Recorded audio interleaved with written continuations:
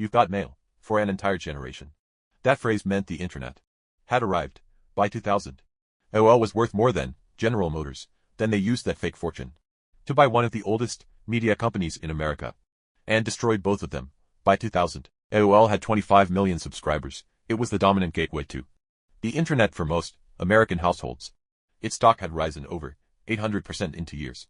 On paper, AOL was worth more than Time Warner, a company with real movies, real magazines, real cable networks, real history. January 2000, AOL announces it will acquire Time Warner, $165 billion. The largest merger in corporate history.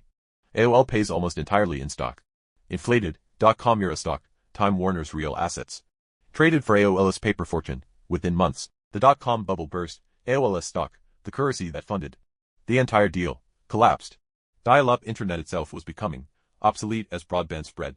The company that had just bought a media empire was now dying inside the empire it had bought. 2002. The combined company reports a net loss of $99 billion. The largest annual loss ever recorded by an American corporation. At the time, almost the entire value of the original merger written off as a mistake. Time Warner executives, who had built real businesses for decades, watched their company's value evaporate because of a deal built on a stock price that no longer existed. AOL did not fail because dial-up internet became obsolete. That was inevitable and survivable on its own. AOL failed because its leadership used a temporary stock bubble as if it were permanent value and spent it on something real before the bubble popped. They didn't just lose their own company.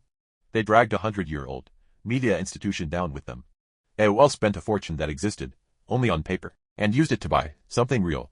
When the paper fortune disappeared, the debt remained, and so did the damage. They didn't just lose at their own game.